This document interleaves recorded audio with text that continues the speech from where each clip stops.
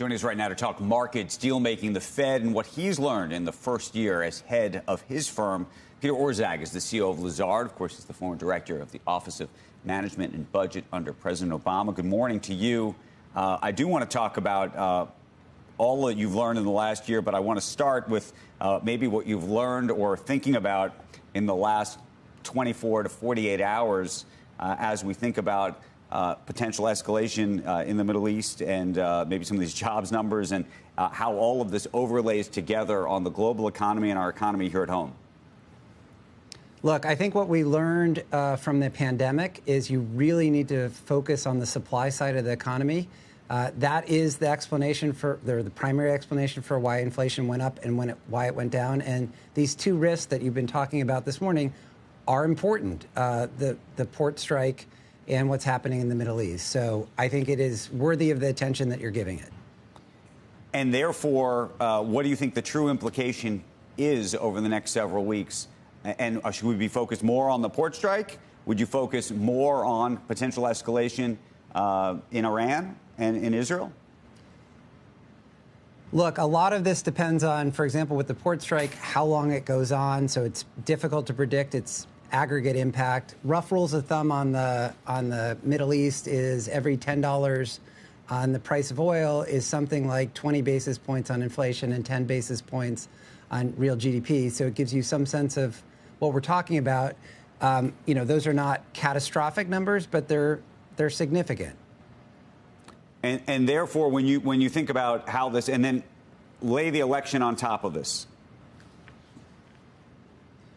We're living in a world in which, as I've been saying for a while now, you can't make business decisions without taking geopolitical considerations into account. And I think the last 24 to 48 hours underscores that. So we do have everything that we've been talking about feeding back onto the business environment. Now, it's important to note that's in the context of a pretty strong economy, inflation coming down, the labor market holding up, and CEOs and others seeing through some of the short-term uncertainty to the underlying drivers of activity, including ongoing technology, et cetera. Are you of the view, by the way, I mean, we keep talking about the Fed and what the Fed may or may not do in terms of lowering rates, and do they lower rates even more if we have a true supply chain shock? And actually, would lowering rates really help the problem or the issue if, in fact, we know what the problem is, which is the supply chain? So the fundamental problem for monetary policy is that almost all of the discussion is always framed around demand shocks, and that's where the classic, what do you do when X happens, kicks in. The Fed, any central bank is just worse off in the face of an adverse supply shock, and there's a raging debate about what you do when bad things happen on the supply side. There are no good answers is the short version of that. So I just summarized a lot of academic debate in one easy answer, which is you're just worse off and you face worse choices. So it would be better to have, this is an obvious statement, but it would be better to have a shorter strike rather than a longer one. And I think the Middle East is more complex because there are underlying medium-term issues there. In particular, the conflict between fundamentally Sunni and Shia states that presumably does need to get resolved. But again, I think the fundamental point is the Federal Reserve just faces a worse set of trade-offs with these kinds of shocks hitting the economy. I want to talk about the banking business, M&A, and deal-making. But as it relates to that, one of the overhangs and clouds has been what this regulatory environment looks like. And I wanted to ask you about this. I don't know if you saw this headline. Lena Khan is now apparently going to be used on the campaign trail on behalf of Vice President Harris. She's going to be going to a couple of different places, I'm told, with Bernie Sanders in some cases.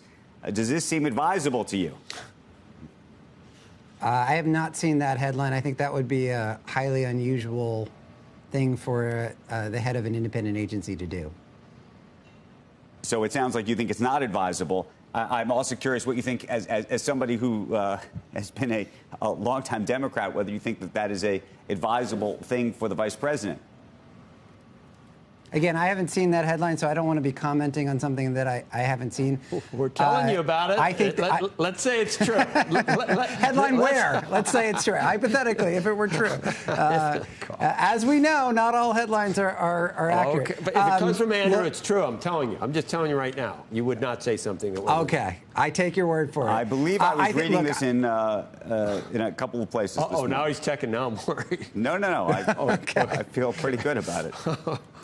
But Peter, I think the regulatory environment is going to evolve because, again, as I've said many times before, the laws have not changed.